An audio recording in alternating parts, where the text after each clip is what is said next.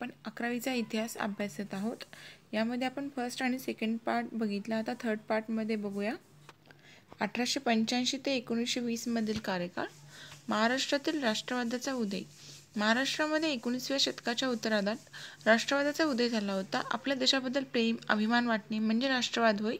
भारतामध्ये इंग्रजी सत्तेच्या स्थापनेनंतर जे वैचारिक परिवर्तन घडून आलं होतं ते राष्ट्रवादाच्या उदयास सहाय्यभूत ठरलं होतं। पाश्चिमात्यांच्या संपर्कामुळे आपणास स्वातंत्र्य, समता, बंधुता, लोकशाही व न्याय या शाश्वत तत्वांची ओळख झाली होती। त्यामुळेच आपणास ब्रिटिशांच्या गुलामगिरीतून मुक्त होण्याची प्रेरणा मिळालेली आहे। महाराष्ट्रामध्ये राष्ट्रवादाच्या उदयाची नेमकी कारणे काय होती तर पहिलं कारण बघा, ऐतिहासिक वारसा। प्राचीन काळापासून महाराष्ट्रावर अनेक राजवटींनी राज्य केलं। सातवाहन कालखंडापासून मराठी भाषा व महाराष्ट्रीयन संस्कृती आकार घेऊ लागली होती। यादव काळामध्ये महाराष्ट्रीयन संस्कृती विकास पावली। मध्ययुगीन काळात छत्रपती शिवाजी महाराजांनी महाराष्ट्रात स्वराज्य निर्माण केलं। मराठी माणसांच्या मनामध्ये स्वतंत्र, स्वाभिमान, राष्ट्रप्रेमाची ज्योत पेटवली। त्यामुळे स्वराज्य आणि छत्रपती शिवाजी महाराज यांच्यामधील महाराष्ट्रीयन माणसाच्या मनामध्ये सार्थ अभिमान आहे। लोकमान्य टिळकांनी शिवजयंती व गणेशोत्सव साजरा करण्यास सुरुवात केली होती। त्यामुळे मराठी माणसांच्या मनामध्ये राष्ट्रवादाची भावना विकसित झाली। दुसरे कारण म्हणजे आर्थिक शोषण। इंग्रजी सत्तेच्या स्थापनेपासूनच इंग्रजांनी महाराष्ट्रीयन जनतेचे आर्थिक शोषण करण्यास सुरुवात केली होती। त्यांच्या औद्योगिक धोरणामुळे त्यांनी येथील बाजारपेठा काबीज केल्या होत्या आणि त्यामुळे मग हस्तव्यवसाय, लघु उद्योग, बलतेदारी या व्यवसायाला उतरती कळा लागू लागली होती। अनेक व्यावसायिक कारागीर बेकार झाले होते। ईस्ट इंडिया कंपनीची राजवट पण संपुष्टात आल्यानंतर ब्रिटिशांच्या या नीतीमध्ये फरक पडला नव्हता। निसर्गाच्या अवकृपेमुळे महाराष्ट्रामध्ये दुष्काळ पडला। या दुष्काळाच्या काळातही ब्रिटिश सरकारने जबरदस्तीने सारा वसूल केला। ब्रिटिशांच्या या शोषण नीतीमुळे शेतकरी सावकारांच्या पाशात अडकला। याचा परिणाम म्हणजे शेतकरी उठावान बंद झाला होता। महाराष्ट्रामध्ये मोठा दुष्काळ पडला आणि यामुळे जनतेची आर्थिक हानी झाली होती। आता बघू इंग्रजी राजवटीचा परिणाम। इंग्रजी राजवटीचा परिणाम यामध्ये बघा, भारतीयांच्या आणि महाराष्ट्रीयन माणसाच्या मनामध्ये राष्ट्रवादाची भावना जागृत होण्यास इंग्रजी राजवट अप्रत्यक्षरित्या कारणीभूत ठरली होती। इंग्रजी भाषेचा प्रसार। 1835 मध्ये लॉर्ड विल्यम बेंटिंकने इंग्रजी भाषेतून शिक्षण देण्याचा कायदा केला होता। आपल्या फायद्यासाठी इंग्रजांनी इथे इंग्रजी भाषेच्या माध्यमातून शिक्षणाची सुरुवात केली। या देशाचा कारभार चालवण्यासाठी इंग्रजी भाषा जाणणारा कारकून वर्ग त्यांना निर्माण करायचा होता। राजकर्त्यांचा हेतू मतलबी असला तरी भारतीयांच्या आणि महाराष्ट्रीयन लोकांच्या दृष्टीने इंग्रजी शिक्षण वरदान ठरलं होतं, कारण विविध भाषा बोलणाऱ्या निरनिराळ्या प्रांतातील भारतीय लोकांना एकत्र आणण्याचं कार्य इंग्रजी भाषेने केलं होतं। इंग्रजी भाषा त्यांच्यातील संपर्क माध्यम बनली। इंग्रजी भाषेच्या माध्यमातून भारतीय लोक परस्परांशी संपर्क साधू लागले होते। इंग्रजी शिक्षणामुळे आधुनिक विचारांचा प्रसार पण होऊ लागला होता। दळणवळण व संपर्क प्रगती झाली होती। लॉर्ड डलहौसीने 1853 मध्ये मुंबई ते ठाणे भारतातील पहिली रेल्वे सुरू केली होती। त्यांनी अनेक प्रांतांमध्ये रेल्वे, पोस्ट, तारयंत्रे सुरू केली। दळणवळणाच्या साधनांमध्ये पण सुधारणा घडून आणल्या होत्या। आता महाराष्ट्रातील उठाव बघा, ब्रिटिशांच्या अन्यायी राजवटीविरुद्ध जसे देशभर उठाव झाले होते तसे महाराष्ट्रामध्ये पण उठाव झाले होते। उमाजी नाईक, भिल्ल, कोळी यांचे उठाव, वासुदेव बळवंत फडके यांचा उठाव हे जरी अयशस्वी झाले तरी महाराष्ट्रामध्ये राष्ट्रवादाची भावना जागृत करण्याला त्याचा उपयोग झाला होता। मध्यम वर्गाचा उदय। ब्रिटिश राजवटीचा एक महत्त्वाचा परिणाम म्हणजे मध्यम वर्गाचा उदय आहे। साहित्य व वृत्तपत्र यांनी केली लोकजागृती। ब्रिटिश राजवटीमध्ये मुद्रणकलेला प्रोत्साहन मिळून भारतामध्ये छापखान्यांची वाढ झाली होती आणि याच काळामध्ये भारतात वृत्तपत्रे सुरू झाली। महाराष्ट्रातील लेखकांनी आपल्या लिखाणाद्वारे आधुनिक विचार तसेच राष्ट्रवादाचे विचार मांडण्यास सुरुवात केली होती। त्याचबरोबर सरकारचे पक्षपाती धोरण, आर्थिक शोषण, मानसिक भेदभाव विरुद्ध आवाज उठवला होता। त्यामध्ये लोकहितवादी विष्णुशास्त्री चिपळूणकर, गोपाळकृष्ण गोखले, दादाभाई नौरोजी, महात्मा फुले, लोकमान्य टिळक, रानडे यांचा समावेश होता। तसेच जांभेकरांचे दर्पण, लोकमान्य टिळकांचे केसरी मराठा या वर्तमानपत्रांनी मोठे योगदान मिळवलं होतं। या सर्व कारणांमुळे महाराष्ट्रामध्ये राष्ट्रवादाचा उदय झाला होता। आता जे महाराष्ट्रामधल्या विविध संघटना आहेत त्या पाहू। बॉम्बे असोसिएशन ही जी संघटना होती ही जगन्नाथ राणा शंकर सेठ यांनी 1852 मध्ये स्थापन केली होती। महाराष्ट्रातली पहिली राजकीय संघटना आहे। त्यानंतर दादाभाई नौरोजींनी 1866 मध्ये लंडन इथे ईस्ट इंडिया असोसिएशन ही संघटना स्थापन केली। तिची शाखा 1869 मध्ये मुंबईत निघाली होती। 1877 साली पुण्यामध्ये सार्वजनिक सभेची स्थापना झाली होती। सार्वजनिक काका म्हणजेच गवा जोशी यांनी केली होती। 1885ला बॉम्बे प्रेसिडेन्सी असोसिएशन ही संघटना स्थापन केली. या सर्व संघटना प्रादेशिक पातळीवर होत्या. ब्रिटिशांच्या विरोधामध्ये देशभर असंतोष निर्माण झाला होता आणि त्याला विधायक रूप देण्यासाठी अखिल भारतीय पातळीवर संघटना स्थापन करण्याची गरज भासू लागली होती. राष्ट्रीय काँग्रेसची स्थापना जगन्नाथ शंकर सेठ, दादाभाई नौरोजी, उमेशचंद्र बॅनर्जी तसेच sir Allan Hume, Lord Ripon यांनी केली होती. 28 डिसेंबर 1885ला गोकुळदास तेजपाल संस्कृत महाविद्यालयाच्या सभागृहामध्ये राष्ट्रीय सभेची स्थापना करण्यात आली होती आणि याच वेळी भारतातील विविध प्रांतातून 72 प्रतिनिधी हजर होते. संपूर्ण देशासाठी एक व्यापक व्यासपीठ निर्माण झालं होतं. राष्ट्रवादी भावनेला एक संघटनात्मक स्वरूप प्राप्त झालं. त्यातूनच एक विधायक चळवळ सुरू झाली. या चळवळीने भारताला 15 ऑगस्ट 1947 रोजी स्वातंत्र्य मिळवून दिले. राष्ट्रीय काँग्रेसच्या कार्याने प्रामुख्याने 3 टप्पे जातात. पहिला टप्पा म्हणलं तर 1885 ते 1905 हा मवाळ नेमस्थानचा कालखंड असं म्हणतात. 1905 ते 1920 याला जहालांचा कालखंड, लोकमान्य टिळक युग म्हणतात आणि 1920 ते 1947 हा गांधी युग. मवाळ कालखंडामध्ये बघा, आता नेमस्थानच्या कालखंडामध्ये 1885 ते 1905 होता यांचा कार्यकाळ. हा 20 वर्षाचा कालखंड भारतीय स्वतंत्र चळवळीमध्ये मवाळ किंवा नेमस्थ कालखंड म्हणून ओळखला जातो, कारण याच काळामध्ये मवाळ नेत्यांचे राष्ट्रीय सभेवर प्रभुत्व होते. मवाळ नेत्यांचा ब्रिटिशांच्या न्यायबुद्धीवर विश्वास होता. ब्रिटिश राजवटीमध्ये आपण सर्वांगीण प्रगती करून घेता येईल असा त्यांचा विश्वास होता आणि त्यामुळेच मग या काळातील नेत्यांचा उद्देश ब्रिटिश सत्ता नष्ट करून संपूर्ण स्वातंत्र्य मिळवणे हा नव्हता, तर ब्रिटिश राजसत्तेबरोबर संघर्ष न करणे व आपली चळवळ सनदशीर किंवा नेमस्थ मार्गाने चालवणे हा होता. मग त्यासाठी अर्ज, विनंत्या करणे, शिष्टमंडळ पाठवणे आणि आपले प्रश्न सोडवणे यावर मवाळांचा भर होता. त्यांची कार्यपद्धती कशी होती? या कालखंडामध्ये राष्ट्रीय सभेचे नेते होते दादाभाई नौरोजी, फिरोजशाह मेहता, गोखले, रानडे, तेलंग यांनी होते. पाश्चात्य शिक्षणाचे संस्कार झालेले हे नेते होते. त्यांच्यासमोर ब्रिटिशांचा आदर्शवाद होता. भारतीय समाजाला प्रगतीपथावर नेण्याची, शांतता सुव्यवस्था देण्याची क्षमता त्यांच्या अंगी होती. याचबरोबर ब्रिटिश न्यायी, उदारमतवादी, लोकशाही प्रेमी असल्यामुळे त्यांच्या सत्तेवर मवाळांचा विश्वास पण होता. मवाळांची ध्येय प्राप्ती. मवाळ नीती दरवर्षी ठराव पास करून ते ब्रिटिश राज्यकर्त्यांकडे पाठवत असत, परंतु ब्रिटिश नीती थोडी द्यायची व बरेचसे नाकारायचे अशी होती. त्यामुळे मवाळांच्या मागण्या जास्त प्रमाणात मान्य केल्या जात नसायच्या. अर्थात या मागण्या प्राथमिक स्वरूपाच्या असल्या तरी त्यावेळेस त्यांचे अनन्यसाधारण महत्त्व होते. मवाळांनी केलेल्या मागण्या मंजूर होतील अशी त्यांना अपेक्षाही नव्हती, परंतु ब्रिटिश सरकारने काही मागण्या मान्य केल्या आणि 1885 ते 1892 पर्यंत मवाळ नेत्यांनी कायदेमंडळातील निवडून येणाऱ्या सभासदांची संख्या वाढवावी आणि कायदेमंडळाच्या अधिकारात सुधारणा करावी, भारतमंत्री व भारतमंडळ रद्द करावं, कायदेमंडळाच्या वर्चस्वाखाली न्यायसंस्था ठेवणे, स्थानिक स्वराज्य संस्थांना अधिक अधिकार द्यावेत, वृत्तपत्रांना स्वातंत्र्य द्यावं अशा त्या मागण्या होत्या. आणि मग त्यानुसार सरकारने इंडियन काउन्सिल ॲक्ट 1892 मध्ये हा कायदा मंजूर केला आणि या कायद्याने केंद्रीय आणि कायदेमंडळाची सदस्यसंख्या वाढवली होती. वार्षिक अंदाजपत्रकावर चर्चा करण्याचा अधिकार कायदेमंडळाला देण्यात आला होता, परंतु मतदानाचा हक्क मात्र दिला नाही.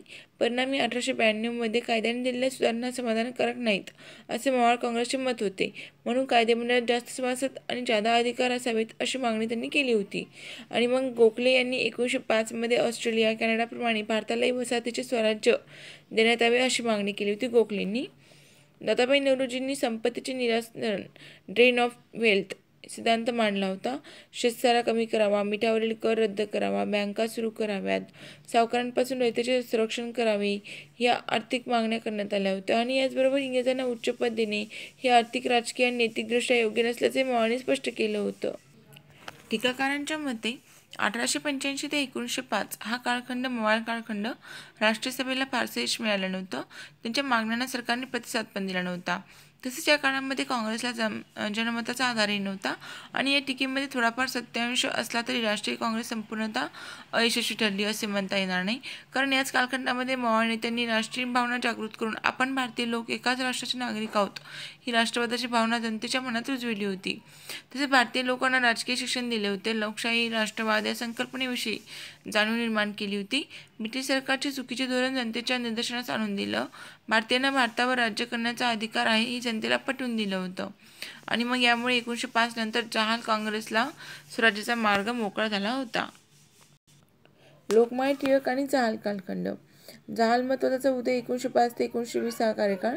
राष्ट्रीय काँग्रेस ही ठराविक बुद्धिवादी मवाळ नेत्यांच्या नेतृत्वाखाली 20 वर्षे कार्य करत होती आणि मग याच काळामध्ये त्यांना नेमस्थ मार्गाने केलेल्या कार्यास अपेक्षित यश मिळालं नव्हतं. जहालमतवादी विचारसरणीला विशिष्ट पण मूलभूत तत्वज्ञानाचे अधिष्ठान होते. कोणतीही विचारसरणी तत्कालीन परिस्थितीनुसार निर्माण होत असते. जुनी मूल्ये अयोग्य ठरू लागली होती आणि नवी मूल्ये प्रभावी ठरू लागतात. त्या नव्या विचारांना बळकट करण्यासाठी अनुरूप तत्वज्ञाने निर्माण होत असते. जहालमतवाद्यांच्या मते केवळ ब्रिटिशांच्या सदस्यावर विसंबून राहून स्वराज्य मिळणार नाही यासाठी प्रतिकार करावा लागतो. टिळक युगामध्ये भारतीय राष्ट्रीय सभेच्या दुसऱ्या कालखंडामध्ये चळवळीचे नेतृत्व बाळ गंगाधर टिळक, लाला लजपतराय, बिपिनचंद्र पाल, लालबाल पाल तसेच अरविंद घोष यांनी केलं होतं. या कालखंडावर लोकमान्य टिळकांच्या विचारांचा प्रभाव होता. त्यामुळेच हा कालखंड टिळक युग म्हणून पण ओळखला जातो. 1906च्या कलकत्ता काँग्रेस अधिवेशनामध्ये स्वराज्य, स्वदेशी, राष्ट्रीय शिक्षण व बहिष्कार ही 4 सूत्री मांडली गेली. ब्रिटिश सत्तेचे खरे स्वरूप भारतीय जनतेपुढे उघड करण्यात आले होते.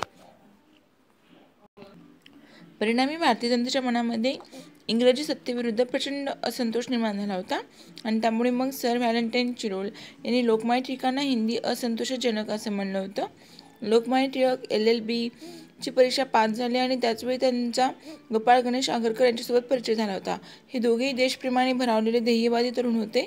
लोकमान्य टिळक आणि आगरकर व विष्णुशास्त्री चिपळूणकर यांनी 1880 मध्ये न्यू इंग्लिश स्कूलची स्थापना केली. कधी 1880 मध्ये 1884 मध्ये पुण्यामध्ये डेक्कन एज्युकेशन सोसायटीची स्थापना करण्यात आली होती.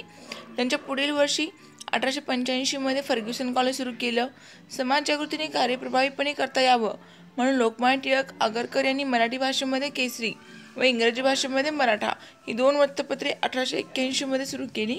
आगरकर हे केसरीचे तर लोकमान्य टिळक हे मराठ्याचे संपादक होते. पुढील काळामध्ये या दोघांमध्ये आधी सामाजिक सुधारणा की राजकीय सुधारणा या प्रश्नावरून मतभेद निर्माण झाले होते आणि मग त्यातूनच आगरकरांनी 1887 मध्ये केसरीच्या संपादक पदाचा राजीनामा दिला होता. त्यामुळे केसरीची सर्व सूत्रे लोकमान्य टिळकांकडे गेली होती. आता जहालमतवादाचा पुरस्कार बघूया. लोकमान्य टिळकांनी तरुण वर्गामध्ये स्वराज्य, स्वदेशी, राष्ट्रीय शिक्षण आणि बहिष्कार याविषयी अभिमान निर्माण करून त्यांना ब्रिटिश सत्तेच्या विरोधात उभे राहण्याची प्रेरणा दिली होती. साहजिकच लोकमान्य टिळकांच्या सार्वजनिक कार्याची सुरुवात झाल्यावर महाराष्ट्रामध्ये नवविचारांचे वारे वाहू लागले होते आणि या कार्याला चालना देण्याच्या उद्देशाने लोकमान्य टिळकांनी सार्वजनिक गणेशोत्सव 1893 मध्ये, शिवजयंती 1895 मध्ये सुरू केला. तरुण वर्गासाठी व्यायामशाळा सुरू केल्या आणि या माध्यमातून त्यांनी लोकजागृती समाज संघटन घडवून आणलं होतं. याच काळामध्ये लोकमान्य टिळकांनी भारतीय राष्ट्रीय काँग्रेसच्या कार्यामध्ये भाग घेण्यास सुरुवात केली. त्यांच्या मते आपल्या देशापुढील सर्व समस्यांचे मूळ परकीय सत्ता आणि तिने आपल्यावर लादलेली राजकीय गुलामगिरी होती.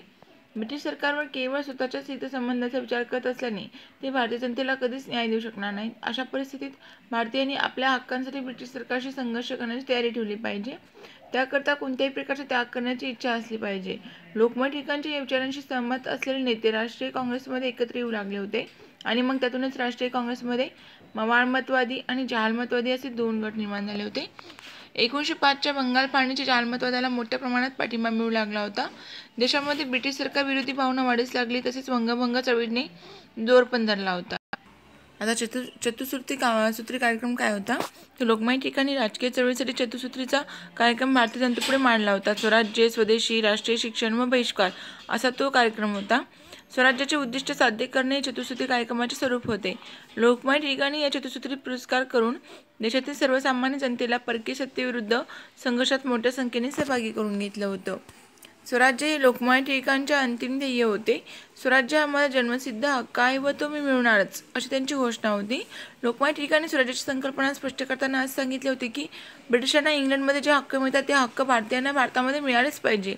येथील सरकार भारतीय लोकांचे असले पाहिजे व ते भारतीयांना जबाबदार असले पाहिजे. भारतीय जनतेची सर्वांगीण प्रगती केवळ स्वराज्यातच होऊ शकेल अशी त्यांची धारणा होती आणि त्याच उद्देशाने मग त्यांनी स्वराज्याची मागणी केली होती.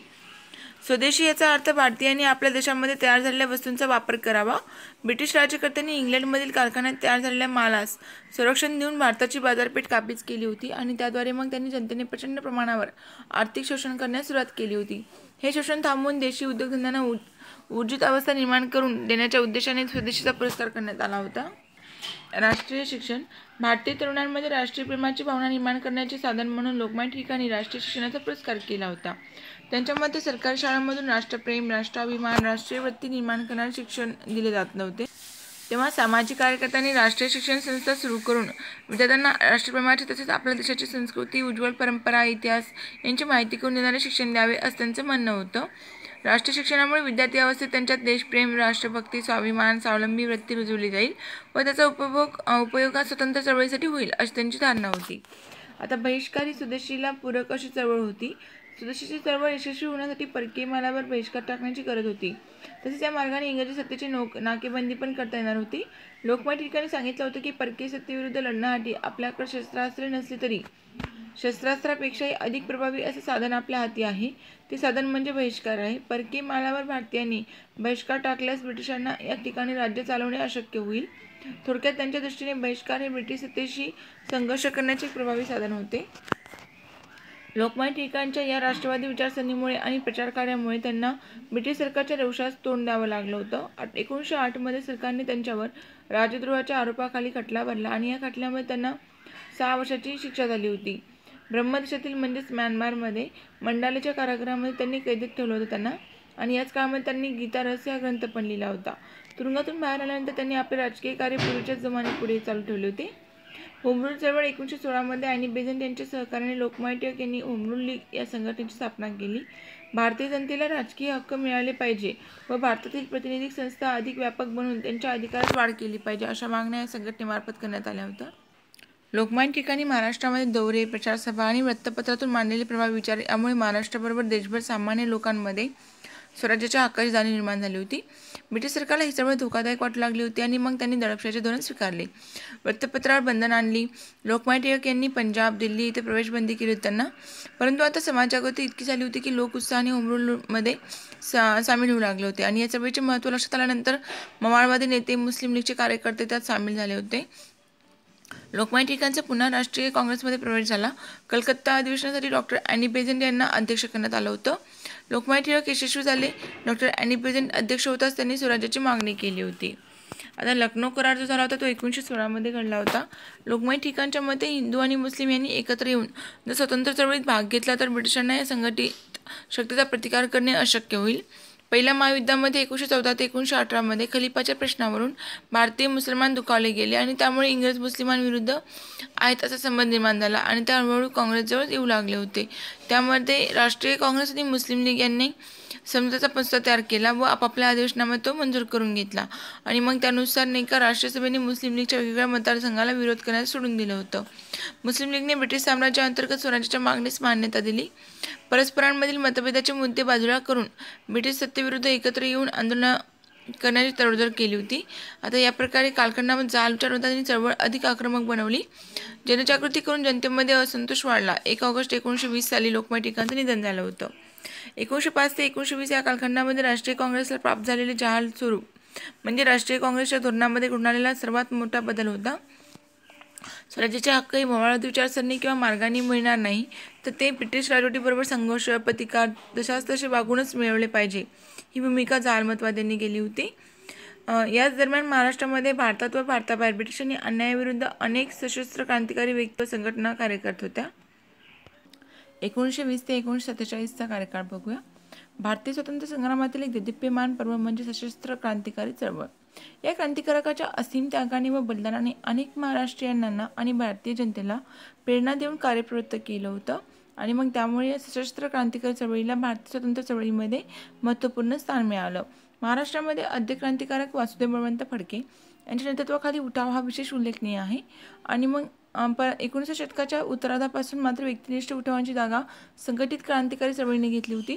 ती चळवळ स्वातंत्र्यप्राप्तीपर्यंत या ना त्या रूपाने अखंड चालू राहिली होती. आता क्रांतिकारी विचारसरणी बघा. अन्यायी ब्रिटिश सरकारने हृदय परिवर्तन, अर्ज विनंत्या, शिष्टमंडळे व निदर्शनाने होणार नाही असे क्रांतिवादी तरुणांचा दृष्टिकोन होता आणि हे सर्व तरुण प्रकार क्रांतिकारी होते. देशासाठी प्राणत्याग करण्याची त्यांची तयारी होती. ब्रिटिशांनी त्यांनी शस्त्राच्या धाकाने चालवलेल्या कारभारात शस्त्राने जशास तसे उत्तर दिलं पाहिजे अशी त्यांची विचारसरणी होती. क्रांतिकारकांचा कार्यक्रम ब्रिटिशांच्या जुलमी दडपशाहीविरुद्ध मवाळमतवादी धोरण प्रभावहीन ठरल्यानंतर जहालवादी विचारसरणी प्रभावी ठरली. प्रखर क्रांतिकारी तरुणांनी स्वतःच आपला मार्ग शोधला. ब्रिटिशांची परकीय सत्ता घालून देण्यासाठी त्यांनी व्यक्तिगतरित्या आणि संघटितपणे क्रांतिकारी चळवळीचा मार्ग अवलंबला. युगांतर या बंगाली साप्ताहिकातील 22 एप्रिल 1906च्या अंकामध्ये क्रांतिकारकांसाठी अरविंद घोष यांचे बंधू बारिंद्र घोष यांनी तपशीलवार कार्यक्रम सुचवला होता आणि तोच महाराष्ट्र व पंजाबमधील क्रांतिकारकांचा कार्यक्रम होता. ब्रिटिश राजवटीविषयी लोकांमध्ये द्वेषाची भावना निर्माण करणे, तरुणांना शिस्त व शस्त्र चालवण्याचे प्रशिक्षण देणे, शस्त्रे शक्यतो देशातच गुप्तपणे तयार करणे किंवा गरज पडल्यास परदेशातून प्राप्त करणे, या कार्यक्रमासाठी लागणारा पैसा श्रीमंताकडून व लुटमार करून मिळवणे, देशभक्तीपर गीते आणि भारतीय इतिहासातील शूरवीर नायकांच्या उज्ज्वल पराक्रमाची महती सांगून जनतेमध्ये स्वाभिमान निर्माण करणे व त्यायोगे देशासाठी बलिदान करणारी पिढी तयार करणे. क्रांतिकारकांचा गुप्त व धडक कार्यक्रम होता. त्यानुसार ब्रिटिशांच्या मनामध्ये दहशत निर्माण करण्यासाठी ब्रिटिश अधिकारी यांना लक्ष्य करून त्यांना ठार मारणे, बॉम्ब फेकणे, शस्त्रास्त्रे मिळवणे, सरकारी खजिना लुटणे, सैन्यांमध्ये भेदनीतीचा वापर करून सशस्त्र क्रांतीसाठी त्यांना तयार करणे, गनिमी काव्यांनी लढा देऊन संघटितपणे सर्व देशभर ब्रिटिश सत्तेविरुद्ध सशस्त्र चढाव घडवून आणणे, रेल्वे मार्ग उद्ध्वस्त करणे, तारायंत्रे मोडून काढणे, ब्रिटिशांच्या प्रशासकीय यंत्रणा विस्कळीत करणे हे कार्यक्रम होते. आता महाराष्ट्रामध्ये जी क्रांतिकारी चळवळ झाली होती ही सुरुवात केली होती वासुदेव बळवंत फडके यांनी. यानंतर इंग्रजांच्या जुलमी धोरणामुळे 1896 मध्ये तरुण सशस्त्र क्रांतीकडे वळू लागले होते. आता चापेकर बंधूचं बलिदान नेमकं काय झाली घटना बघू. दामोदरपंत चापेकर यांचे बंधू होते बाळकृष्ण आणि वासुदेव यांनी 22 जून 1897 मध्यरात्री गणेश खिंडीमध्ये पुण्याचे कमिशनर रँड, लेफ्टनंट आयस्ट हे गव्हर्नरकडील मेजवानी आटपून घोडागाडीमध्ये शहरात येत असताना त्यांच्यावर गोळ्या झाडल्या होत्या यांनी. चापेकर बंधूंनी. रँडचा काही दिवसांनी मृत्यू झाला आणि ब्रिटिशांनी अधिकाऱ्यांनी खुनाचा तपास लावून दामोदर चापेकरांना फाशीची शिक्षा दिली होती. दुसरे बंधू बाळकृष्ण पंत चापेकर यांनाही पकडलं व फाशी दिली होती. द्रविड बंधूच्या विश्वासघातामुळे आपले 2 भाऊ फाशी गेले म्हणून वासुदेव चापेकर यांनी द्रविड बंधूंना ठार केलं होतं. त्यांच्या खुनाच्या आरोपामध्ये वासुदेव चापेकरांनाही फाशी करण्यात आली होती. कोल्हापूरचा शिवाजी क्लब यामध्ये महाराष्ट्रामध्ये अनेक गुप्त संघटना होत्या. त्यामध्ये वर्धा व नागपूर इथं आर्य बांधव समाज, वर्धा नागपूर म्हणलं तर आर्य बांधव, पुण्यातला चापेकर क्लब तसेच कोल्हापूरमध्ये होता शिवाजी क्लब. या क्लबच्या सदस्यांनी चापेकर बंधूंना कैद करण्यात आल्यानंतर युरोपियनांची खून करणे चांगले, चापेकरांना तुरुंगातून मुक्त केले पाहिजे असा प्रचार सुरू केला होता. आणि मग यावेळी क्लबचे सुमारे 100 सभासद होते. त्यामध्ये पाठारे, कायस्थ प्रभू, मराठा तसेच अन्य ब्राह्मणेतरही होते. इतकेच नव्हे तर राजश्री शाहू महाराजांचे अनेक स्नेही अधिकारी पण देखील यामध्ये होते. वासुदेव चापेकर यांना पकडल्यानंतर 19 फेब्रुवारी 1899 रोजी कोल्हापूरच्या अंबाबाईच्या देवळावर एक पत्रक लटकवलेलं आढळलं. त्यामध्ये लिहिलं होतं की तरुणांनो जागे व्हा, तुम्ही शस्त्रे हातात घ्या आणि ज्यांनी लोकमान्य टिळकांना तुरुंगात टाकले त्यांच्याविरुद्ध ती वापरा. आता बीडचा उठाव. 1899 बीडमध्ये उठावाचे नेतृत्व सदाशिव निळकंठ जोशी यांनी केलं होतं. 1899 मध्ये बीडचा उठाव. या काळामध्ये त्यांनी स्वतः विविध नावे स्वीकारून हा उठाव यशस्वी करण्याचा प्रयत्न केला. इंग्रजांच्या विरुद्ध या उठावाला लागणारा पैसा उभा करण्यासाठी फ्रान्स व रशियाला आपले लोक पाठवण्याची तयारी त्यांनी केली होती. त्या संदर्भामध्ये गुप्त माहिती पोलिसांना मिळाली. इतिहास संशोधक फडके यांच्या मते कोल्हापूरच्या शिवाजी क्लबशी या जोशीचे संबंध असावेत. मात्र उठाव पसल्यावर सदाशिव जोशी ही भूमिगत झाले आणि ते कायमचेच झाले होते. तर बीडचा उठाव म्हणलं तर 1899चा. गुप्त संघटनाची निर्मिती 1920 मध्ये महाराष्ट्रामध्ये क्रांतिकारकांचे आश्रयस्थान लोकमान्य टिळक होते आणि मग त्यामुळे लोकमान्य टिळकवादी गुप्त संघटना महाराष्ट्रभर स्थापन झाल्या होत्या. वर्धा नागपूरमध्ये होती आर्य बांधव समाज. त्यांचे काम श्रीधर परांजपे, बुवा उपाध्ये, अभ्यंकर हे करू लागले होते. यवतमाळच्या गुप्त संघटनेमध्ये सिद्धकानाथ काणे, जनार्दन पुरुषोत्तम वाजने, टोंगे यांचा समावेश होता. अमरावतीमधील गुप्त संघटनेला दादासाहेब खापर्डेचा आधार होता. हैदराबादमध्ये नरहरपंत घारपुरे, बोरमाणीकर, सातवळेकर हे काम करत. 1904 बेळगाव येथे गंगाधर देशपांडे यांच्या नेतृत्वाखाली गुप्त संघटना स्थापन झाली होती. महाराष्ट्रीयन क्रांतिकारकांवर विदा सावरकर यांच्या 1857 स्वतंत्र समर आणि इटलीच्या मॅझनीचे चरित्र या ग्रंथाचा प्रभाव होता. बॉम्ब तयार करण्याचे प्रशिक्षण म्हणजे चिमुकल्याला जपानने युरोपियन राष्ट्रांच्या बरोबर स्पर्धा करून स्वतःचे सामर्थ्य 1904 ते 1905 मध्ये बलाढ्य रशियाला पराभूत करून दाखवले होते आणि मग त्यामुळे भारतीय क्रांतिकारकांना जपानचे विशेष आकर्षण होते.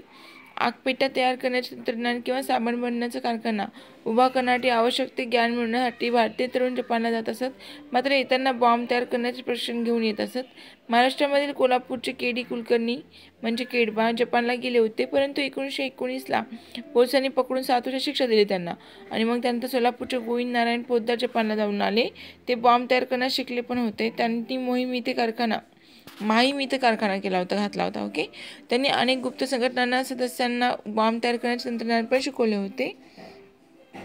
गोविंद नारायण पोद्दार यांनी. आता नेपाळशी जो संबंध होता तो कसा होता? लोकमान्य टिळकांच्या अनुमतीने नाट्याचार्य काकासाहेब खाडलीकर म्हणजेच कोण? कृष्णाजी प्रभाकर 1902 ते 1904 या कालावधीमध्ये नेपाळला वास्तव्य करू लागले होते. तिथेच त्यांनी शिवाजी क्लबचे एक कार्यकर्ते हनुमंतराव कुलकर्णी यांच्या सहकार्याने बंदुका तयार करण्याचा कारखाना काढण्याचा प्रयत्न केला, पण त्याचा सुगावा ब्रिटिश अधिकाऱ्यांना लागला आणि त्यांनी नेपाळच्या राज्यकर्त्यांवर दडपण आणलं. त्यावेळी कृष्णाजी प्रभाकर आपल्या असल्या प्रकरणात भाग घेणारा माणूस नाही याचा आम्हाला विश्वास आहे, असा नेपाळच्या पंतप्रधानांनी निवारण दिला. त्यामुळे खाडलीकर या प्रकरणामधून वाचले. आता बडोदा संस्थान. बडोद्याचे महाराज सयाजीराव गायकवाड हे सशस्त्र क्रांतीच्या साहसी उद्योगात प्रत्यक्ष भाग घेण्याचा धोका पत्करत नसत. असला प्रयत्न करणाऱ्यांकडे जाणीवपूर्वक दुर्लक्ष करत असत. 1895 राजप्रतिनिधी कर्नल विडल्प यांनी सरकारला कळवले की त्यांच्या उक्ती आणि कृतींमध्ये राजनिष्ठेचा अभाव जाणवतो. सयाजीराव काँग्रेसला मदत करतात आणि पुण्याच्या राजद्रोहाचे ब्राह्मणांनी बडोद्याच्या इंग्रज राजवटीस विरोध करणाऱ्यांच्या अड्ड्यात रूपांतर केलं होतं.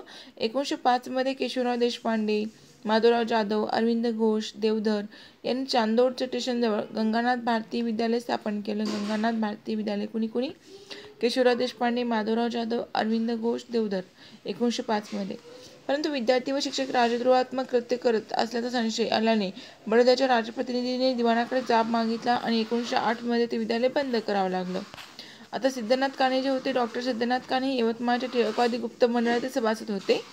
ते कलकत्ता इथे वैद्यकीय शिक्षण घेत होते. त्यांचा संबंध बारेंद्र घोषच्या गुप्त संघटनेशी आला.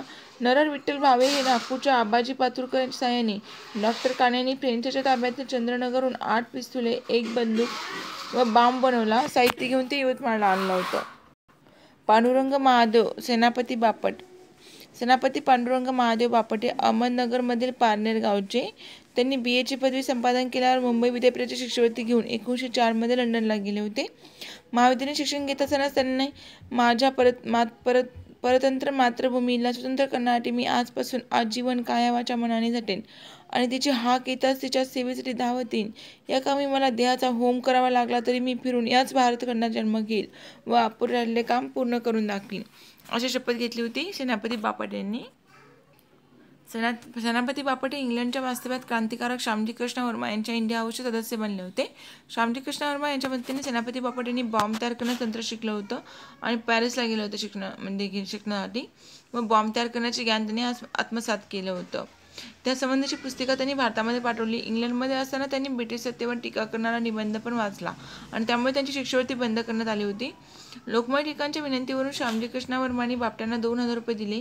शिवाय भारत भवन इंडिया हाऊसमध्ये राहण्याची व्यवस्था पण केली. सेनापती बापट भारतामध्ये बॉम्ब बनवण्याचे तंत्रज्ञान घेऊन परतले. ही बातमी सरकारला मिळाल्याने बापट काही काळ भूमिगत राहिले, परंतु सरकारने त्यांना कैद केलं आणि काही दिवसांनी त्यांना मुक्त करण्यात आलं होतं. 1914 नंतर त्यांनी सशस्त्र क्रांतीचा मार्ग सोडला आणि ते विधायक कार्याकडे वळले होते. स्वातंत्र्यवीर सावरकर व अभिनव भारत संघटना बघू. महाराष्ट्रापुरतेच नाही तर संपूर्ण भारतीय क्रांतिकारकांमध्ये विनायक दामोदर सावरकर यांचे कार्य महान आणि उल्लेखनीय आहे. ते एक क्रांतिकारी, विचारवंत, प्रतिभावान कवी, लेखक, असामान्य नेते व संघटक होते. शालेय शिक्षण घेत असताना दामोदर चापेकरांना झालेल्या फाशीचा त्यांच्यावर प्रभाव पडला होता. तसेच मॅझिनी या इटालियन देशभक्ताचा त्यांच्यावर प्रभाव होता. विद्यार्थी दशेत असताना सावरकरांनी मित्रमेळा ही संस्था स्थापन केली होती. 1904 मध्ये वडील बंधू गणेश उर्फ बाबाराव सावरकर यांच्या सहकार्याने अभिनव भारत ही क्रांतिकारी संघटना स्थापन करण्यात आली होती. याचे उद्दिष्ट काय होते तर परदेशामध्ये शस्त्र खरेदी करून ती गुप्तपणे भारतात पाठवणे, भारतीय सैनिकांमध्ये ब्रिटिशांविरुद्ध प्रचार करणे, स्वदेशी बहिष्कार व राष्ट्रीय शिक्षण या कार्यक्रमाद्वारे लोकमत तयार करणे, शक्य त्या ठिकाणी गनिमी कामाने लढा चालवणे, उठावासाठी योग्य संधी शोधणे. तर जुलै 1906 मध्ये सावरकरांनी श्यामजी कृष्ण वर्मा यांची शिवाजी शिष्यवृत्ती मिळवली आणि ते इंग्लंडला गेले होते. तसेच इंडियन वॉर ऑफ इंडिपेंडन्स 1857 हा ग्रंथ त्यांनी लिहिला होता.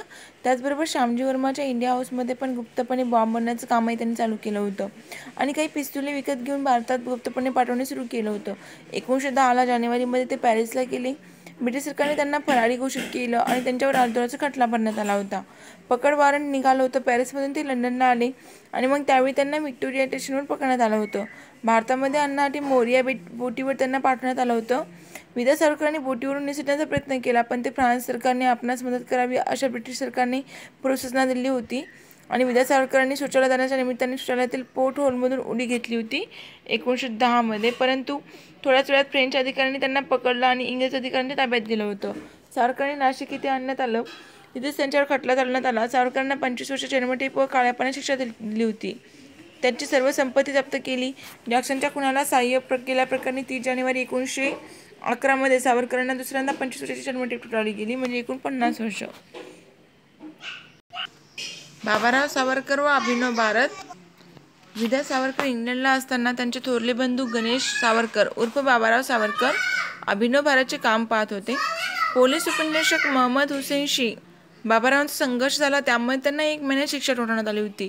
तुरुंगातून सुटून आल्यानंतर त्यांनी अभिनव भारत संघटनेच्या विविध शाखांना भेटी देऊन त्यामध्ये सुसूत्र आणली होती आणि या शाखेतील सदस्यांना दांडपट्ट्या शिकवण्यासाठी इब्राहिम भाईम या लष्करी सेवानिवृत्त व्यक्तीची निवड करण्यात आली होती. तर बाबाराव लष्करी शिक्षण संघटनेच्या सदस्यांना शस्त्रास्त्र देण्यासाठी ती गोळा करण्याच्या कामामध्ये गुंतले होते आणि मग त्यासाठी त्यांनी कलकत्त्याच्या त्र्यंबक चक्रवर्ती या व्यापाऱ्याकडून बंदुका, रायफली, दारूगोळा साहित्य मिळवलं होतं. कोठुरे येथील बर्बेचा वाडा हा अभिनव भारतचे शस्त्रागारच होते.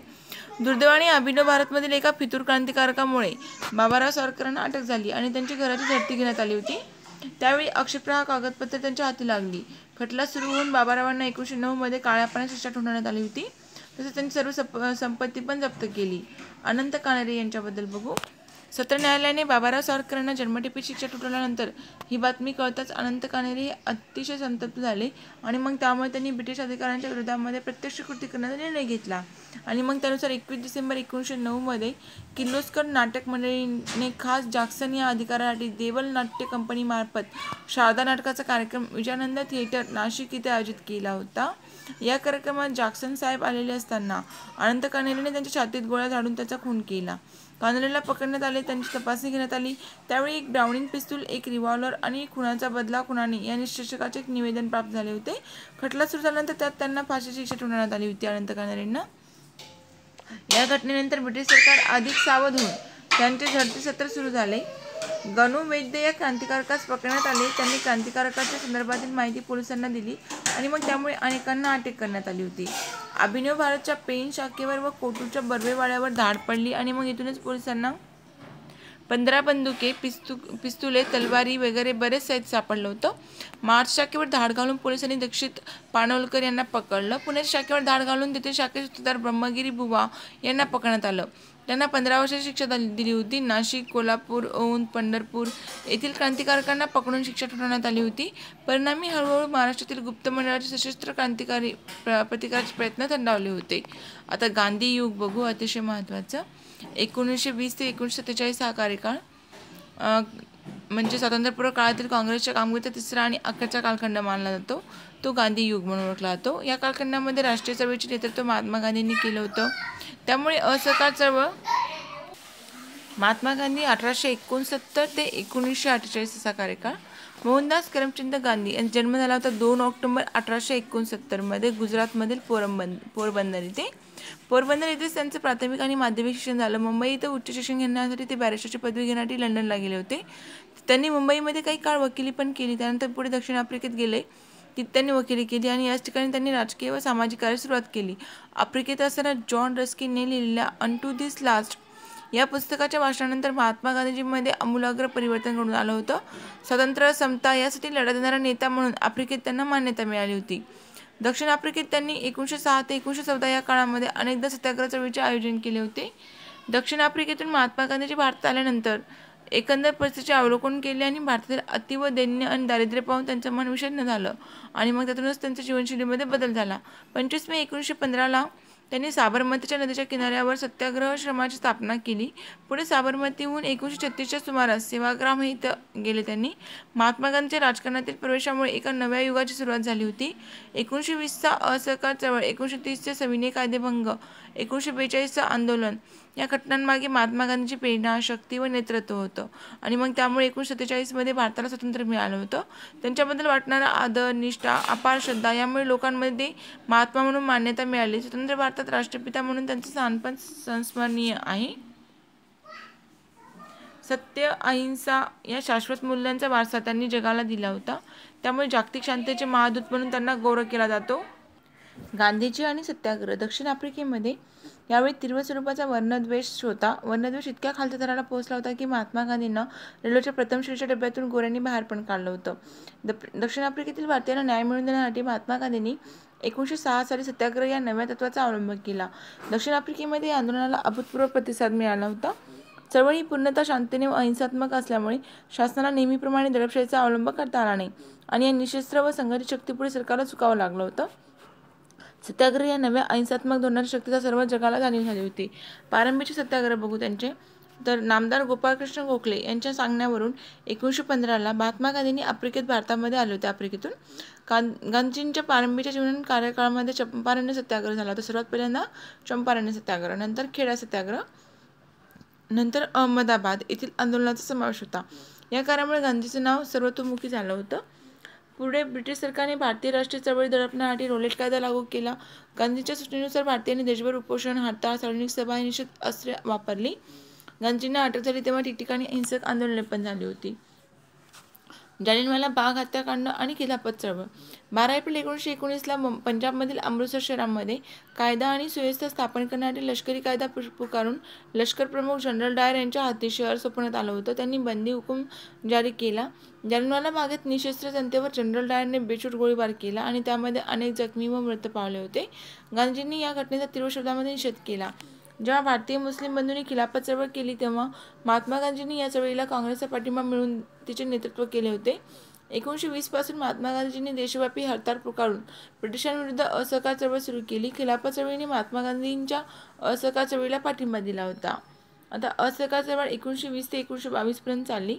1920ला अहिंसक असहकार चळवळ महात्मा गांधींनी सुरू केली 1 ऑगस्ट 1920ला आणि मग त्यावेळी देशामध्ये अत्यंत स्फोटक परिस्थिती झाली होती. खिलाफतीच्या प्रकरणावरून मुस्लिमांमध्ये असंतोष निर्माण झाला होता.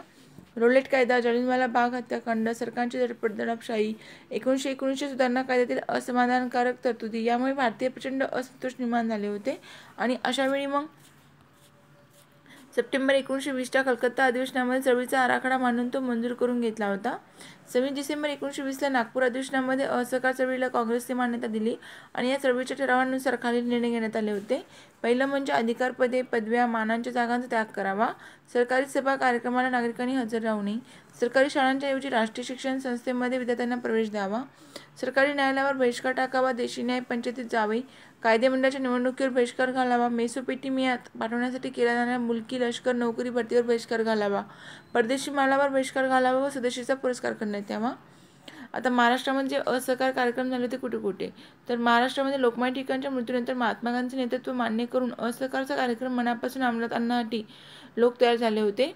लोकमान्य टिळकांच्या अनुयायांमध्ये शिवराम पंत परांजपे, काकासाहेब खाडलीकर, गंगाधरराव देशपांडे, वासुकाका जोशी, हरिभाऊ फाटक, चिंतामणराव वैद्य हे लोकप्रमुख होते आणि याउलट अण्णासाहेब पोपटकर, मुकुंद रामराव जयकर, नचिकेळकर यांनी असहकारिता पटत नसतानाही केवळ काँग्रेसच्या प्रतिष्ठेसाठी त्यांनी पाठिंबा दिला होता. त्याचबरोबर काँग्रेसने मंजूर केलेल्या ठरावात नमूद न केलेल्या पण महात्मा गांधींनी पसंत असणाऱ्या मद्यपान निषेधच्या चळवळीच्या कार्यक्रमास सुरुवात करण्यात आली होती. आता जो मद्यपान निषेध महाराष्ट्रामध्ये सुरू झाला होता त्यामध्ये काँग्रेस व महात्मा गांधी यांनी प्रोत्साहन दिलं होतं. या चळवळीने पुणे, धारवाड, ठाणे या भागामध्ये जोर धरला होता. पुणे, धारवाड आणि ठाणे. त्यानंतर ती मुंबईमध्ये पण पसरू लागली होती. महाराष्ट्रामध्ये सर्वच ठिकाणी चळवळ शांततामय मार्गाने चालली होती.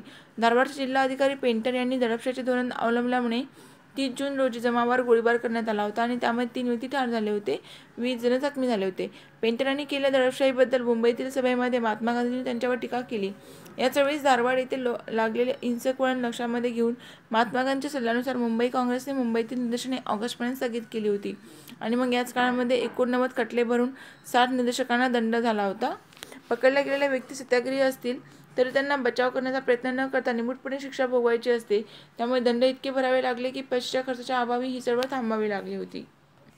असहकारच्या कार्यक्रमाचा एक भाग म्हणून वकिलांनी आपला व्यवसाय सोडून द्यावा असं ठरलं होतं आणि असहकारचा कार्यक्रम मान्य झालेल्यांपैकी काहींनी 1 वर्षभर वकिली सोडली तर काहींनी खटले चालवल्याचे नवीन काम हाती घेण्यास नकार दिला होता.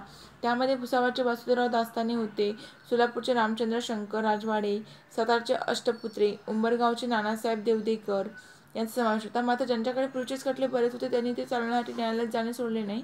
त्यामध्ये अण्णासाहेब भोपटकर आणि बॅरिस्टर जयकर यांनी पुण्यातील अग्रगण्य वकील होते. या दोघांनी सोडली नव्हती आपली वकिली. आता सरकारी शाळा कॉलेजवर बहिष्कार टाकण्यात आला होता.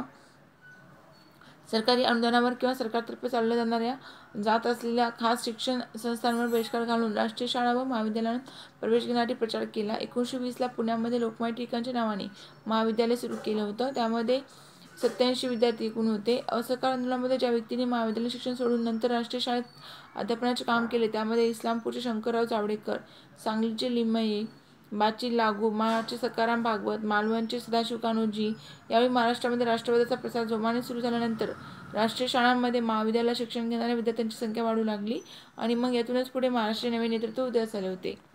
आता मध्य प्रांत आणि वऱ्हाडमध्ये जे आंदोलन झालं होतं त्यामध्ये काँग्रेसचे कार्यकर्ते म्हणून डॉक्टर चोळकर यांचे नाव होतं जातं. ओके, मध्य प्रांत आणि वऱ्हाडमध्ये म्हणलं तर चोळकर. त्यांच्यानंतर सहभागी झालेल्या कार्यकर्त्यांमध्ये बाबासाहेब परांजपे होते. सरकारने त्यांच्यावर राजद्रोही म्हणून खटला चालवला आणि यामध्येच वामनराव जोशींनाही अटक करण्यात आली होती. मुंबईमध्ये जे साधकाश्रम होतं 1921मध्ये बॅरिस्टर केशवराव देशपांडे यांच्या नेतृत्वाखाली मुंबईमध्ये अंधेरीचे आनंदीलाल पोतदार शेटजींच्या वाड्यामध्ये साधकाश्रम स्थापन करण्यात आलं होतं आणि या साधकाश्रमात प्रवेश घेणाऱ्या विद्यार्थ्याला मी सरकारी नोकरी करणार नाही अशी प्रतिज्ञा घ्यावी लागत असे. येथे विद्यार्थ्यांनी शेती करण्याचे, सुतकाईताईचे व दुग्धशाळा चालवण्याचे शिक्षण दिले जायचे. मालेगावमध्ये जो हिंसक प्रकार घडला होता नाशिक जिल्ह्यातील मालेगावमध्ये जमावाने असहकार चळवळीत भाग घेतल्यामुळे शहरातील पोलीस उपनिरीक्षकाने जमावाला चीड येईल अशी भाषा वापरली. जमावाने चिडून त्यांना ठार मारलं तेव्हा झालेल्या संघर्षाचे रूपांतर हिंसक प्रकार झालं होतं. असहकाराच्या नावाखाली चाललेल्या या हिंसक घटनेचा महात्मा गांधी निषेध केला आणि सांगितलं की जेव्हा काँग्रेस कार्यकर्त्यांना पकडण्यात येते किंवा त्यांच्यावर खटले भरले जातात तेव्हा काँग्रेस कार्यकर्त्यांनी तशा प्रकारचे निदर्शने करू नयेत आणि पोलिसांनी दिलेले हुकूम काटेकोरपणे पाळावेत. नाशिक जिल्ह्यातील वसंत नारायण नाईक यांनी राष्ट्रीय चळवळीमध्ये भाग घेतला होता. महात्मा गांधीच्या प्रेरणेने मिनिटाच्या सत्याग्रहामध्ये भाग घेतला. तसेच करबंदी, जंगल सत्याग्रह, वैयक्तिक सत्याग्रहामध्ये पण भाग घेतला. त्यांना वेळोवेळी शिक्षा पण झाली होती. नंदुरबारमध्ये खजिना लुटीच्या आरोपाखाली खटला भरून त्यांचे घरदार जप्त करण्यात आले होते. आता बघू मुळशी सत्याग्रह.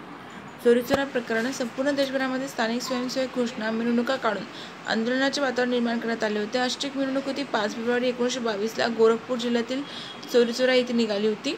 ती सनदशीर आणि शांततामय मार्गाने चालली असतानाच पोलिसांनी त्यांच्यावर गोळीबार केला होता. संतप्त जमावाने पोलीस पथकावर हल्ला चढवला आणि त्यामध्ये 21 पोलीस आणि 1 सब इन्स्पेक्टर अशा 22 जणांचा मृत्यू झाला होता. या हिंसाचारामुळे महात्मा गांधींनी असहकार आंदोलन तातडीने बंद केलं. या अनपेक्षित निर्णयामुळे काँग्रेस नेते व जनता नाराज झाली होती. सरकारने 10 मार्च 1922ला राजद्रोहाच्या आरोपाखाली महात्मा गांधींना अटक केलं. सविनय कायदेभंगाची चळवळ 1930ला स्टार्ट झाली होती. महात्मा गांधींनी अचानकपणे असहकार चळवळ बंद केल्यामुळे अनेक नेत्यांच्या मनामध्ये नाराजी निर्माण झाली आणि मग त्यामधून 1922मध्ये स्वराज्य पक्ष स्थापना झाली होती. 8 डिसेंबर 1927ला सायमन कमिशनची नियुक्ती झाली होती. 8 डिसेंबर 1927ला. परंतु त्यामध्ये काही भारतीयांचा समावेश नसल्यामुळे सर्वत्र या कमिशनचा निषेध करण्यात आला होता. परिणामी ब्रिटिश सरकारने भारतासाठी सर्वसंमत अशी राज्यघटना तयार करण्याची जबाबदारी मोतीलाल नेहरूंच्या अध्यक्षतेखाली समितीवर सोपवली आणि त्याच वर्षभरात जी राज्यघटनेचा मसुदा तयार केला तोच 1928चा नेहरू रिपोर्ट म्हणून ओळखला जातो. हा रिपोर्ट सरकारने 1 वर्षाच्या आत मंजूर न केल्यामुळे आंदोलन करण्यात येईल असं सांगण्यात आलं होतं. परंतु त्यापूर्वीच मुस्लिम लीगने नेहरू रिपोर्टला विरोध केला आणि बॅरिस्टर जिन्नांनी मुस्लिमांसाठी 14 मागण्या शासनाला सादर केल्या. परिणामी ब्रिटिश सरकारने नेहरू अहवालाकडे दुर्लक्ष केलं होतं. अशा प्रकारे अनेक राजकीय घडामोडी वेगाने घडू लागल्या होत्या. काँग्रेसने दिलेल्या 1 वर्षाची मुदत संपली पण होती. गव्हर्नर जनरल आर्यविन यांनी इंग्लंडचे पंतप्रधान मॅकडोनाल्ड यांच्याशी चर्चा सुरू केली. भारताला वसाहतीचे स्वराज्य देण्यासाठी व सर्वपक्षीय गोलमेज परिषद बोलण्याची घोषणा केली. महात्मा गांधींनी त्यांची भेट घेतली परंतु त्यांचा प्रस्ताव नाकारून कायदेभंग चळवळीचा निर्णय घेतला. 1929च्या लाहोर अधिवेशनामध्ये काँग्रेसने या निर्णयाला मान्यता पण दिली होती. 31 डिसेंबर 1929 पर्यंत सरकारने भारताला वसाहतीचे स्वराज्य दिले नाही तर कायदेभंगात चळवळ सुरू करण्याचा इशारा दिला आणि मग त्याची परिणती म्हणजे दांडी यात्रा होय. मिठावरील करांमुळे ब्रिटिशांच्या तिजोरीत 5,07,00,000 रुपयांची भर पडत होती. पण करोडो गरीब लोकांना मिठासारख्या जीवनावश्यक वस्तूंवरील कर दचक वाटणे साहजिक होतं. हा मिठाचा कायदा मोडण्यासाठी गांधींनी आपल्या साबरमती आश्रमातील 79 अनुयायांची पहिली तुकडी सत्याग्रहासाठी निवडली आणि त्यामध्ये पंडित खरे, गणपतराव गोडसे, विनायकराव, केशव गोविंद हरकारे, अवंतिकाबाई गोखले, जमनालाल बजाज, बाळासाहेब केर, बांदेकर, सखा पाटील, हरिभाऊ मोहानी, दत्ताजी तामाणे हे लोक होते. 13 महाराष्ट्रीय. 12 मार्चला सुरू झालेली दांडी यात्रा 5 एप्रिल 1930ला दांडी येथे पोहोचल्यावर समाप्त झाली होती. साबरमती ते दांडी हे 240 मैलाचे अंतर पायी चालून जाताना महात्मा गांधींना वाटेत अनेक ठिकाणी छोट्या मोठ्या सभांमध्ये केलेल्या भाषणांमुळे सर्वत्र जागृती निर्माण झाली होती. 6 एप्रिल 1930ला महात्मा गांधींनी समारंभपूर्वक मिठाचा कायदा मोडला. सत्याग्रहामधील बऱ्याच कार्यकर्त्यांना अटक करण्यात आली आणि त्यामध्ये महाराष्ट्रातील कार्यकर्त्यांचा पण समावेश होता. सोलापुरामध्ये लष्करी कायदा 7 एप्रिल 1930ला ब्रिटिशांनी अटकसूत्र सुरू केले आणि 1930ला महात्मा गांधींना पण अटक करण्यात आली होती. 4 मे 1930ला एरोडा कारागृहामध्ये रवानगी झाली होती त्यांची. महात्मा गांधींनी अटकेच्या बातमीने संपूर्ण देशभर वातावरण संतप्त झालं होतं. सर्वत्र हरताळ, मिरवणुका, मोठ्या जाहीर सभा आयोजित करण्यात आल्या होत्या आणि सरकारचा निषेध केला जाऊ लागला. याचा परिणाम म्हणजे सोलापूरमध्ये मोठ्या प्रमाणात दिसू लागला होता. 7 मे रोजी तेथील कामगारांनी काम थांबवले आणि त्यांचे जमाव, दारू अड्डे उद्ध्वस्त करत आणि त्यातील मालांच्या होळ्या करत ते निघाला होता. पोलिसांवर, घरांवर, रेल्वेवर दगडफेक करण्यात आली होती. प्रक्षुब्ध जमावाने मंगळार पेठेतील मुख्य पोलीस चौकीवर पण हल्ला चढवला होता आणि पोलीस शिपायाला बेदम मारहाण केली होती. त्यामुळे ज्यात एक शिपाई मरण पण पावला होता तर दुसऱ्या पोलीस शिपायाला जिवंत जाळले होते. जमावाने नंतर न्यायालयाची इमारत पेटवली होती. परिस्थिती आटोक्यात आणण्यासाठी लष्करी कायद्याबाबतचा अधिकृत वटहुकूम व्हाईसरॉयने 15 मे रोजी काढला. संपूर्ण भारतात सोलापूर येथे लष्करी कायदा करण्यात आला होता. पोलिसांच्या खुनाला जबाबदार असल्याच्या आरोपावर मल्लप्पा धनशेट्टी, कुर्बान हुसेन, जगन्नाथ शिंदे आणि श्रीकृष्ण सारडा, धनशेट्टी, हुसेन, शिंदे आणि सारडा यांना पकडण्यात आलं होतं. 12 जानेवारी 1931ला एरोडाच्या तुरुंगात त्यांना फाशी देण्यात आली होती. हा दिवस सोलापूरमध्ये हुतात्मा दिन म्हणून पाळला जातो. सोलापूरच्या नगरपालिकेमध्ये काँग्रेस पक्षाने बहुमत असल्यामुळे त्यांना ठराव करून 6 एप्रिल 1930ला नगरपालिका इमारतीवर तिरंगा झेंडा फडकवला. 13 मे रोजी कर्नल पेजने तो झेंडा सैनिकांमार्फत काढून टाकला. इंग्रजांना तिरंगा आवडत नाही हे पाहून बार्शी, पंढरपूर, सांगोला, वळसंग या ठिकाणी तिरंगी झेंडे फडकवले. परंतु इंग्रजांनी दडपशाही सुरू केली. कित्येकांना अटक पण करण्यात आली तर कित्येकांना हद्दपार केलं. तिरंगा झेंडा किंवा वंदे मातरम गीत जसे चळवळीला प्रोत्साहन देणारी प्रतीके ठरली होती, तसे सोलापूर भागामध्ये गांधी टोपी हे एक प्रभावी प्रतीक ठरलं होतं. त्यावेळचे सोलापूर काँग्रेसच्या समितीचे चिटणीस होते तुळशीदास जाधव. यांना गांधी टोपी काढण्याचे नाकारलं होतं तेव्हा त्यांना भरपूर मारहाण करण्यात आली होती. सैनिकांच्या हातात लांब काठ्या असत आणि काठीच्या टोकाशी असलेल्या टोकदार हुकाने ते लोकांच्या डोक्यावरील गांधी टोप्या काढून घेत. नंतर त्या व्यक्तीला पकडण्यात येई. 1930च्या सत्याग्रह आंदोलनात संपूर्ण देशात फक्त सोलापूरलाच लष्करी कायदा जारी करावा लागला अशी कबुली भारतमंत्री बेजपूर बेन यांनी ब्रिटिश संसदेमध्ये दिली होती. शिरोडामध्ये जो सत्याग्रह झाला होता, सोलापूरमधील ब्रिटिश विरोधी कारवाई सुरू असतानाच विल्हेपार्ले येथील छावण्यातून सत्याग्रहांचा तुकडा बोटीने वेंगुर्ल्यास पाठवला जात होता आणि वेंगुर्ल्याला उतरून सत्याग्रहींनी शिरोड्यास पायी चालत जायचे आणि 12 मे रोजी सत्याग्रहास प्रारंभ करून लढा चालू ठेवायचा असं ठरलं होतं. हा सत्याग्रह सुरू होण्यापूर्वी शंकरराव देव, आप्पासाहेब पटवर्धन, वासुदेवराव दास्ताने, केतकर, भाऊ रानडे, नाथ घाणेकर यांना पकडण्यात आलं होतं. त्यामुळे सत्याग्रहाची सूत्रे ही कोणाकडे आठवले आणि जावडेकर, विनायकराव भुसकुटे यांच्याकडे गेली होती. एकूण 583 स्वयंसेवक शिरोड्यात सत्याग्रह करण्यासाठी आले होते. 12 मेला सत्याग्रह सुरू झाला आणि 15 मेला पोलिसांनी स्वयंसेवकांना मारहाण केली. त्यामुळे 20 जण बेशुद्ध पडले आणि 80हून अधिक जखमी पण झाले होते. 15 मे 1930ला सत्याग्रह थांबवण्यात आला आणि 300 स्वयंसेवक अटक करण्यात आली होती. वडाळा मिठागरावरील छापा बघू आपण. मुंबई प्रदेश काँग्रेसच्या वतीने वडाळा येथे मिठागरार सत्याग्रह करण्यात आला होता. 17 मे रोजी सत्याग्रही वडाळ्याला आले तेव्हा पोलिसांनी लाठी हल्ला करून सत्याग्रह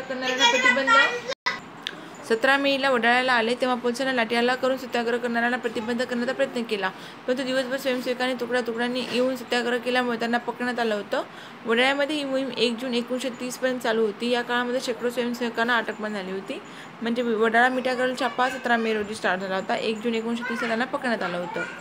आता खानदेशचा सत्याग्रह पूर्व आणि पश्चिम खानदेशामध्ये जिल्ह्यांनाही या सत्याग्रह मोहिमेमध्ये सहभाग घेतला होता. पूर्व खानदेशामध्ये कायदेभंग करून 175 स्वयंसेवकांनी तुरुंगवास पत्करला तर पश्चिम खानदेशामध्ये सत्याग्रह करून तुरुंगात गेलेल्या 424 स्वयंसेवकांपैकी 175 जण हे शहादे तालुक्यातले होते. ओके, शहादे.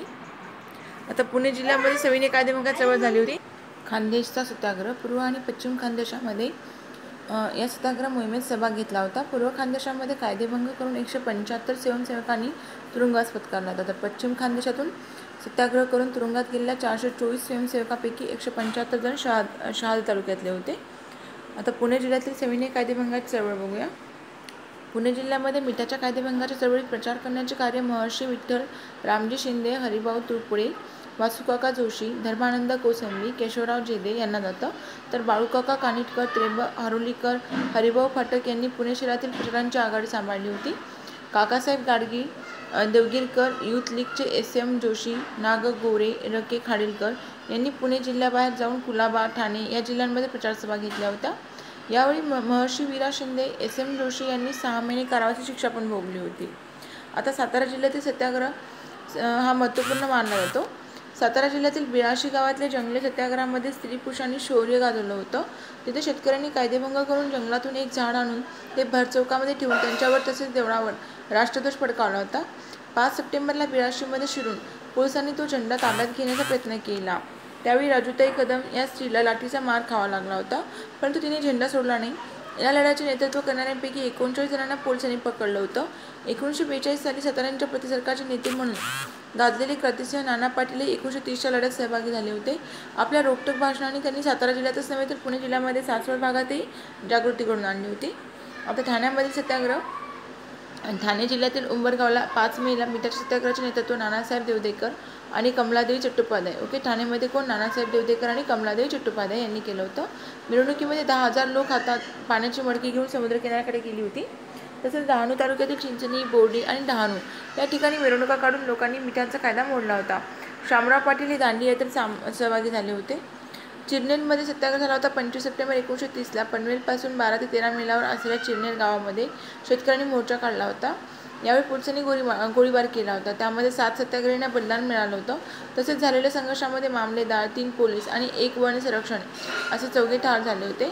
दंगल करणे, खून करणे, दरोडा घालणे या आरोपांवरून 47 जणांवर खटला भरण्यात आला होता. केशव गणेश गुप्ते, प्रभाकर रास्ते, वसंत महादेव बेदक, नारायण धोंडो खरे, त्र्यंबक नारायण बेडेकर आदी 11 जणांवर मामलेदार आणि पोलिसांच्या खुनाचा कट केल्याचा आरोप ठेवण्यात आला आणि त्यांना दोषी ठरवून शिक्षा देण्यात आली होती. आता बाबू गेनू.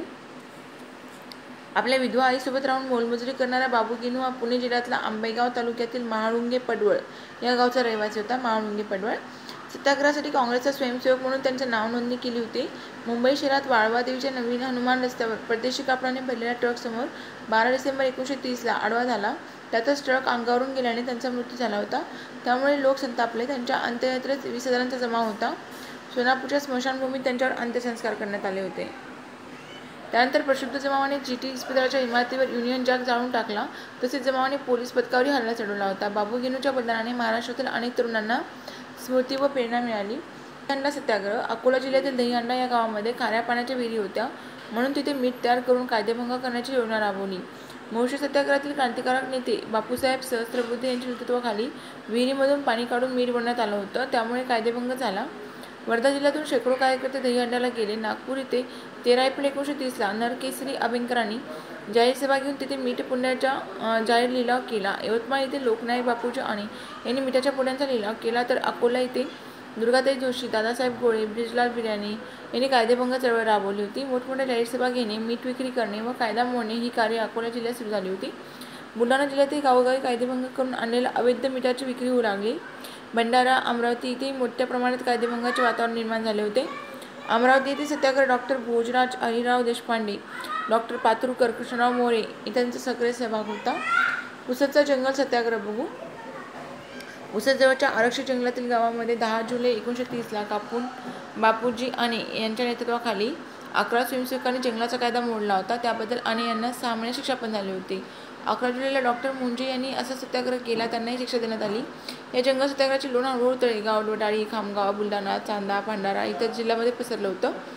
अशा महात्मा गांधींनी अटकेनंतर सर्वत्र जोमाने चाललेली सैनिक कायदेभंगात चळवळ ब्रिटिश सरकार सर्व शक्तीने दडपून टाकण्याचा प्रयत्न करत होते. अशा परिस्थितीमध्ये ब्रिटिशांनी भारताला सुधारणा कायदा देण्याचा विचार सुरू केला होता. याच दरम्यान गोलमेज परिषदेमध्ये 1931मध्ये आंबेडकरांनी अस्पृश्यांसाठी स्वतंत्र मतदारसंघाची मागणी केली होती. महात्मा गांधींनी त्यास विरोध केला. शेवटी महात्मा गांधी व डॉक्टर बाबासाहेब आंबेडकर यांच्यामध्ये 1932मध्ये पुणे करार झाला आणि या कराराद्वारे अस्पृश्यांना राखीव जागा देण्यात आल्या होत्या. महात्मा गांधींनी 1933 नंतर स्वतःला हरिजनांच्या उद्धारासाठी कार्यरत ठेवलं. परिणामी सैनिक कायदेभंग चळवळीचा जोर हळूहळू कमी झाला होता. छोडो भारत आंदोलन 1942मध्ये ब्रिटिश सरकारने 1935चा भारत सरकारचा कायदा लागू केला. नव्या कायद्याअंतर्गत भारतात निवडणुका होऊन प्रांतिक सरकारे स्थापन झाली होती. 1939ला दुसऱ्या महायुद्धामध्ये सुरुवात झाली होती. महायुद्धास पाठिंबा द्यायचा की नाही या संदर्भामध्ये काँग्रेस आणि ब्रिटिश सरकारांमध्ये मतभेद होऊन काँग्रेसच्या सर्व प्रांतिक मंत्रिमंडळांनी राजीनामे देऊन स्वतंत्रचा लढा चालू ठेवला होता. युद्धकाळात भारतीयांना पाठिंबा मिळण्यासाठी सरकारने 8 ऑगस्ट 1940ला ऑगस्ट घोषणा करून हिंदुस्थानला वसाहतीचे स्वराज्य देणे हे इंग्लंडचे धोरण राहील अशी घोषणा केली होती. ब्रिटिशांनी पूर्ण स्वातंत्र्याची मागणी लावल्यामुळे काँग्रेसने आपले आंदोलन युद्धकाळातही सुरूच ठेवले होते. मुंबईमध्ये काँग्रेस समितीची बैठक 15-16 सप्टेंबर 1940ला झाली होती. वैयक्तिक सत्याग्रह हा कार्यक्रम आखण्यामध्ये महात्मा गांधींनी घोषित केलं होतं. 13 ऑक्टोबर 1940ला वर्धाच्या बैठकीमध्ये विनोबा भावे पहिले सत्याग्रही बनले होते. परंतु जपानने भारताच्या सरहद्दीपर्यंत धडक मारली, त्यामुळे महात्मा गांधींनी लगेच ही चळवळ बंद केली. यावेळी ब्रिटिशांनी भारतीयांच्या सहकार्याची गरज असल्याने क्रिप्स योजना भारताच्या पुढे ठेवली होती. भारतीयांनी बहुतेक पक्षांनी क्रिप्स योजना फेटाळली पण होती. 7 ऑगस्ट 1942ला अखिल भारतीय काँग्रेस कमिटीचे अधिवेशन मुंबईमध्ये भरले होते. काँग्रेसपुढे सरकारविरुद्ध लढा सुरू करण्याखेरीज अन्य पर्याय नव्हता. अधिवेशनाच्या दुसऱ्या दिवशी 8 ऑगस्ट 1942ला छोडो भारत अथवा चले जाओ चळवळीचा ठराव मांडण्यात येऊन मंजूर करण्यात आला होता. 9 ऑगस्ट 1942ला महात्मा गांधी, पंडित नेहरूंसह 148 प्रमुख नेत्यांनी अटक करण्यात आली होती. परिणामी संपूर्ण देशामध्ये छोडो भारत आंदोलनास सुरुवात झाली होती. महाराष्ट्रामध्ये आंदोलनाने जोर धरला होता. अर्थामध्ये चले जाओ चळवळीला प्रत्यक्ष भूमिगत आंदोलनाचे रूप मिळाले होते. मुंबईतील आंदोलन. महात्मा गांधींना अटक झाल्यानंतर 1942च्या क्रांतीचा स्फोट मुंबई शहरामध्ये झाला होता. मुंबई हे क्रांतीचे केंद्र बनले होते. अरुणा आसफाली, अच्युतराव पटवर्धन, डॉ. राम मनोहर लोहिया, अण्णासाहेब सहस्त्रबुद्धे, साने गुरुजी, एस.एम. जोशी, गोरे, शिरूभाऊ लिमये हे नेते भूमिगत झाले होते. सेंट्रल डायरेक्टोरेट ही भूमिगतांची मध्यवर्ती संस्था मुंबईत सुरू झाली होती. तिथूनच क्रांतिकारकांना शस्त्रास्त्रे, दारुगोळा, बुलेटिन्सचा पुरवठा होऊ लागला होता. विद्यार्थ्यांनी महाविद्यालय बंद पाडली होती. मुंबईत अनेक ठिकाणी बॉम्बस्फोट झाला होता. बॉम्ब प्रकरणामध्ये संशयित म्हणून डॉ. वसंत अवसरे यांना अटक करण्यात आली होती, परंतु ते भूमिगत झाले. मुंबई येथील नळ बाजारात एका इमारतीत ते भूमिगत आश्रय घेत असत. पोलिसांनी त्याच्यावर अचानक छापा टाकून एस.एम. जोशी, महादेव दत्तात्रय कारेकर, मधु लिमये, विनायक वासुदेव कुलकर्णी यांना कैद केलं. उषा मेहता, विठ्ठलराव जवेरी, चंद्रकांत बाबू जवेरी यांनी मुंबईत सिक्रेट रेडिओ स्टेशन सुरू केलं होतं. कोणी उषा मेहता, विठ्ठलदास जवेरी, चंद्रकांत बाबू जवेरी यांनी मुंबईमध्ये, आणि त्यामार्फत 1942च्या क्रांतीचे प्रेरणा व संदेश भारतभर प्रसारित करण्याचे प्रयत्न केले होते. आता रायगड जिल्हा चळवळ बघू. नाना पुरोहित, मोहन दरिया यांनी रायगड जिल्ह्यातील महाड इथं ही चळवळ कार्यात ठेवली होती. आणि त्यामध्ये पोस्ट ऑफिसातील कागदपत्रे जाळण्यात आली होती. तारायंत्रे मोडली होती. पोलिसांकडे बंदुका काढून घेतला. आणि याच जिल्ह्यातील नेरळ, माथेरानच्या परिसरामध्ये भाई कोतवाल यांनी कार्यकर्त्यांना संघटित करून क्रांतिकारकांसाठी शेतकऱ्यांच्या सशस्त्र सैन्यात उभारली होती. तसेच टाटाच्या खोपोली येथील विद्युत केंद्रातून मुंबईला होणारा वीज पुरवठा खंडित केला होता. भाई कोतवाल यांनी रायगड जिल्ह्यामध्ये चले जाओ आंदोलन तीव्र केल्यामुळे कोतवाल व त्यांचे सहकारी गोमाजी पाटील यांनी पकडून देणारा 5 हजाराचे इनाम जाहीर केले होते. गोदाकाठचा चले जाओ चळवळीमध्ये सहभाग. या लढ्यामध्ये पैठण, गंगापूर विभागातून 40 लोक सहभागी झाले होते. त्यांना 9.5 महिने शिक्षा झाली होती. जालना, अंबड या परिसरामध्ये 42 विद्यार्थ्यांना अटक करण्यात आली होती. गंगाखेड भागातील चले जाओ चळवळीचे लोण पसरले होते. नांदेड जिल्ह्याने 1942च्या लढ्यामध्ये सिंहाचा वाटा उचलला होता. उमरी, अर्धापूर, भोकर, हातगाव, बिचकुंदा, पाथर्ड इतर ठिकाणचे लोक या लढ्यामध्ये सहभागी झाले होते.